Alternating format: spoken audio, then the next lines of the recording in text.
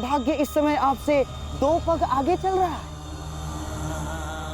परंतु चिंता कैसी, दांव पर लगाने के लिए आपके पास कितना कुछ शेष है अभी, बताइए। अब किसे दांव पर लगाएंगे आप? अर्जुन को या महाबली भीम को? नहीं युधिष्ठिर,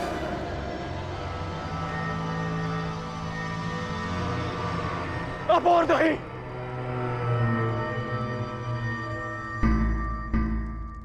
बोलिए सम्राट। किसी को नहीं। यह खेल मैं रोकता हूं।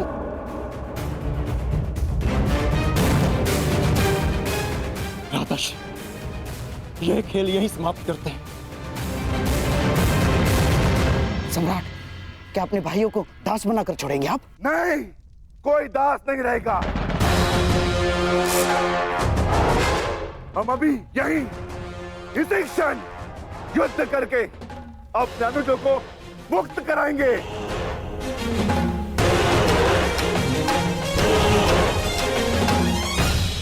इस युद्ध का मामा शकुनी का और इस छल का अंत होगा अभी इसी समय।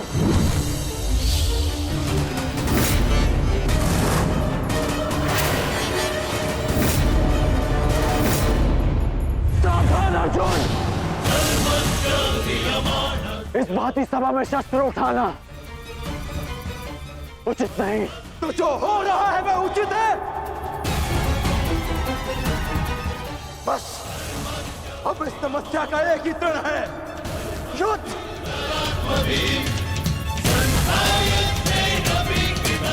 आज्ञा दीजिए भ्राताश्री।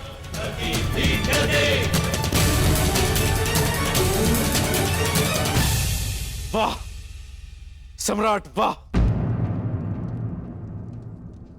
मेरे ही घर में आकर मेरी ही सभा में युद्ध के लिए ललकार रहे हैं सम्राट। आपको खेलने के लिए किसी ने विवश नहीं किया था, और जब हारने लगे तो अपने अनुजों को अस्त्र उठाने के लिए उकसा रहे हैं आप।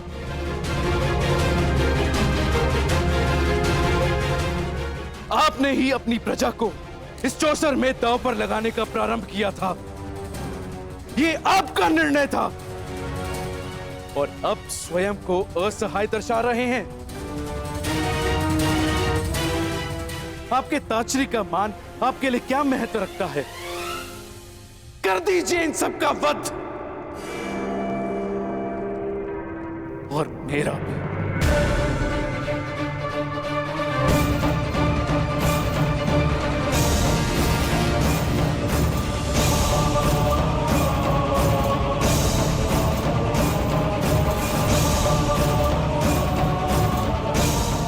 हम ऐसा कुछ नहीं करेंगे ताश्री।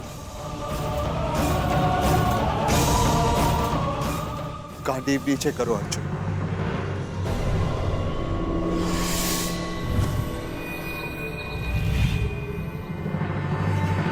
हम बस यहां से जा रहे हैं।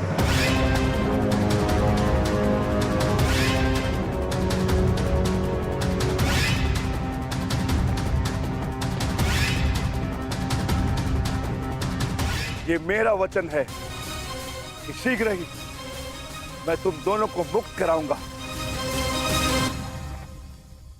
इस राजसभा में न सही, युद्ध भूमि में सही।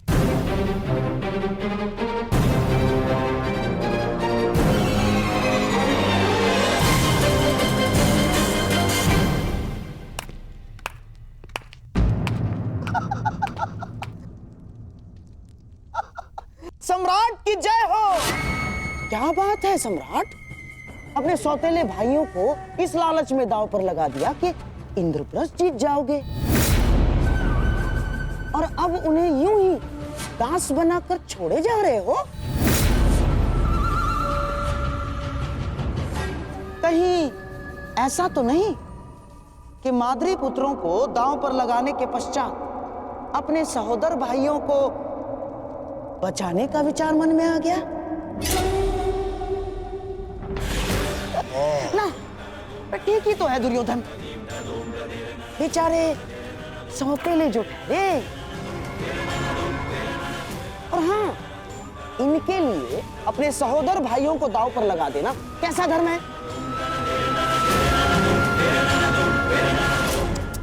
ऐसी सोच। हाँ? देखा नकुल, जिसे पिता समझकर तुम स्वयं दांव पर लग गए, वो ही तुम्हें यूं ही दास बनाकर छोड़े जा रहा है। कदाचित इसीलिए तुम्हारे ज्येष्ठ को धर्मराज कहा जाता है।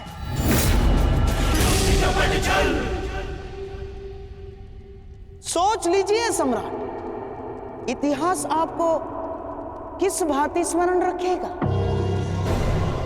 जिसने अपने सौतेले भाइयों के साथ छल किया, जिसने कभी उन्हें अपने परिवार का सदस्य माना ही नहीं।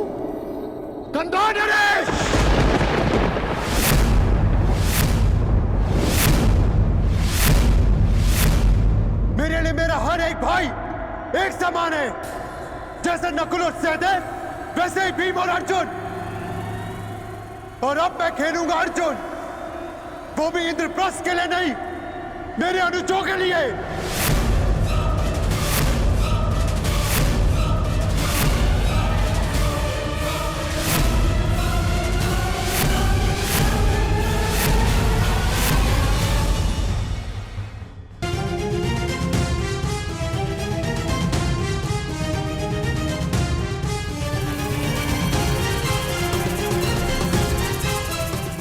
सावधान मामाश्री, ये अर्जुन पांडवों का सबसे बड़ा शस्त्र है, जिसे छीनकर आपको युधिष्ठिर को निशस्त्र करना ही है। ये इस यज्ञ की सबसे बड़ी आहुति है, ये व्यर्थ नहीं जाएगी ना।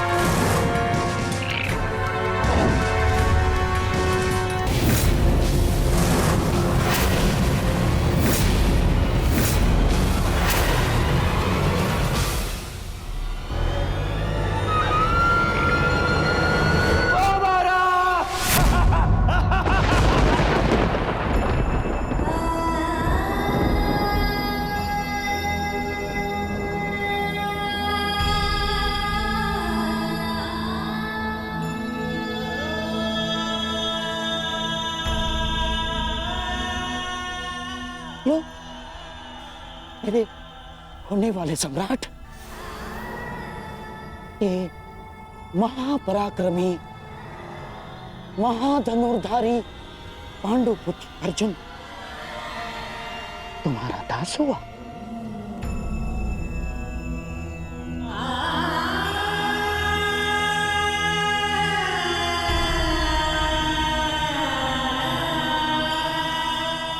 जाओ अर्जुन, इन दासों के मध्य जाकर खड़े हो जाओ। जाओ।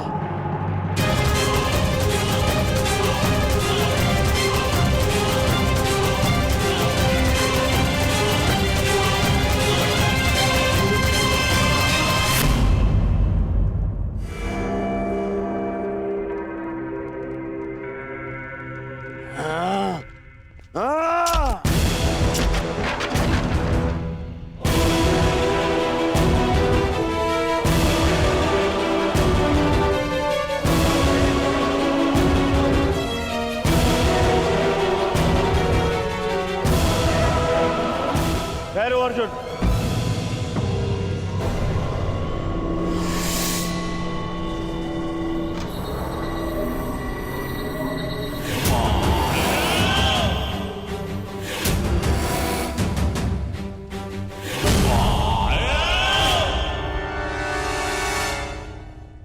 अर्जुन,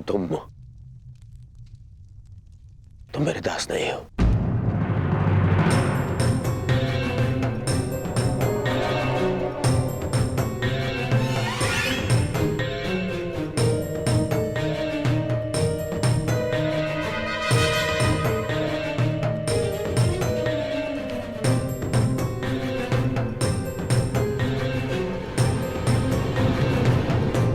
परंतु तुम मेरी जीती हुई संपत्ति अवश्य हो। मैं दास अर्जुन को कर्ण को भेंट स्वरूप देता हूं।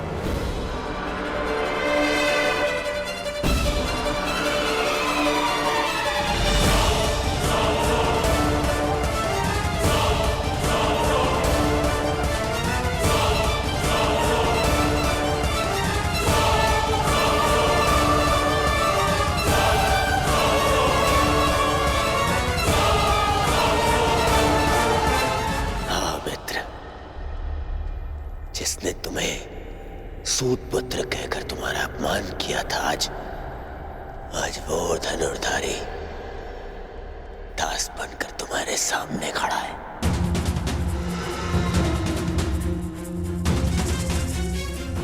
मैंने, तुम्हारे मित्र ने तुम्हारा प्रतिशोध ले लिया। तुम प्रसन्न हो ना मित्र? मुझे अर्जुन के क्षत्रिय पुत्र होने से और मेरे सूत पुत्र होने से कभी कोई समस्या नहीं रही मित्र। आज तुमने मेरा मान बढ़ाने के स्थान पर घटा दिया।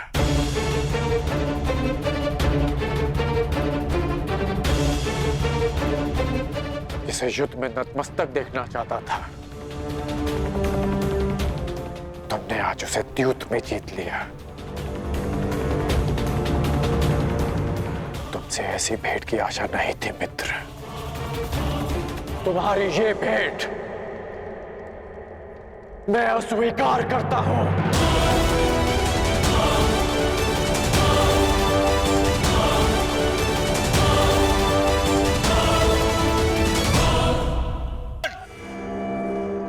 अभी इसी क्षण दास के स्थान पर जाकर खड़े हो जाओ।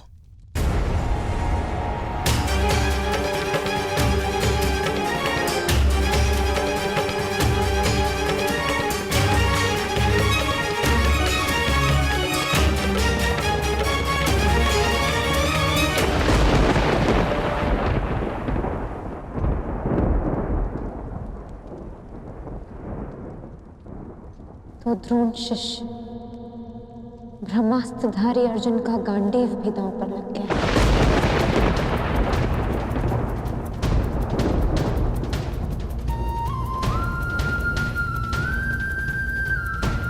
मेरे पति अपने धर्म का उत्सव मना रहे हैं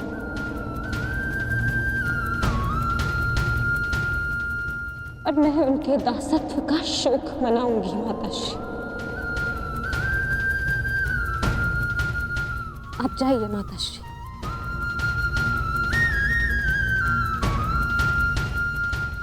एकांत।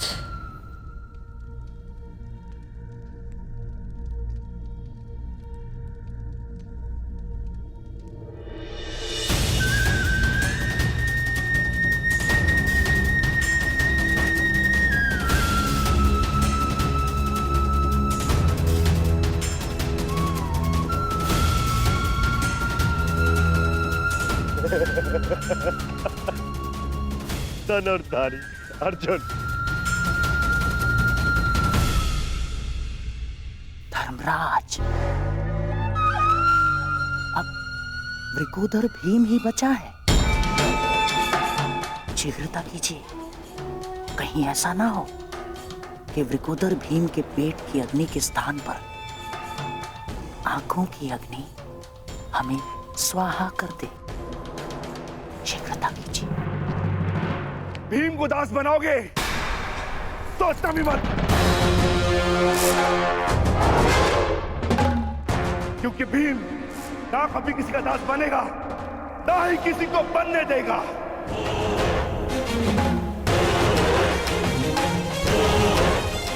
मैं अभी यही इसी क्षण भरी सभा में सारे करों का नाश करके अपने अनुजों को दासत्वों से मुक्त कराऊंगा। युधिष्ठिर!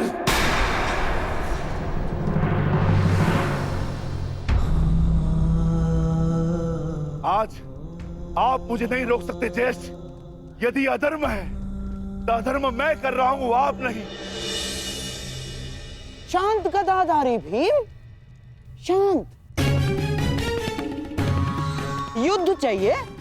दासो, तुम्हारे स्वामी पर आक्रमण हो रहा है, रक्षा करो उसकी।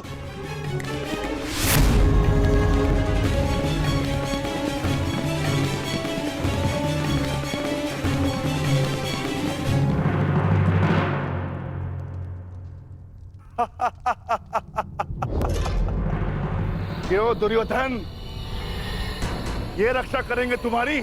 नहीं, ये दास नहीं, वो 3 दास जो आज मैंने इस चौसर में जीते।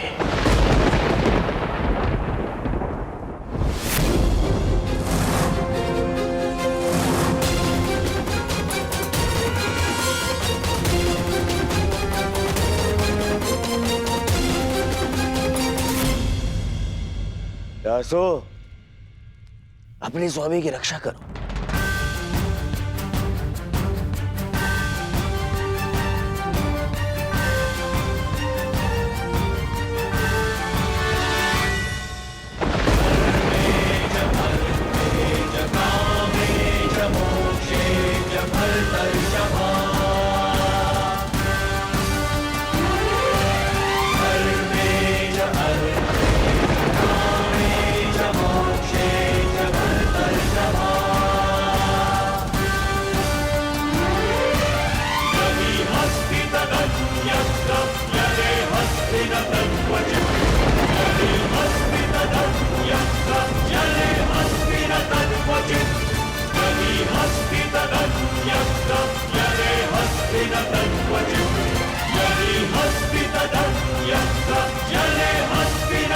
कभी सोचा है हमारा जीवन भी उस रेत की घड़ी की भांति है?